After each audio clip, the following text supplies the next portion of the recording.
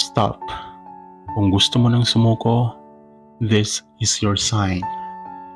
Alam ko pagod ka na. Alam ko parang wala nang nangyayari. Parang kahit anong gawin mo, kulang pa rin. Pero listen carefully. Yung point na gusto mo nang mag-quit, yan mismo yung moment na sinusubok kung gaano mo kagusto ang pangarap mo. Kasi real talk, hindi para sa mahina ang success.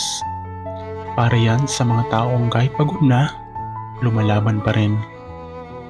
Galatians 6:9.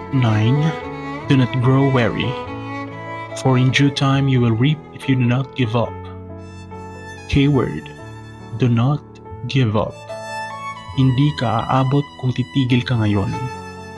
Hindi mo makikita ang breakthrough mo kung susuko ka sa gitna. Yung pagod mo, investment yan.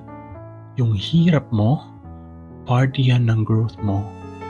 At isang araw, promise, lahat ng to magme-make sense. At masasabi mo, buti na lang lumaban ako.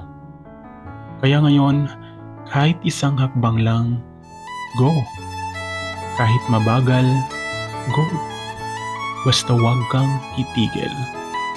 This is your mini podcast episode 3. Comment, lalaban ako kung hindi ka susuko. Follow for more. See you next time.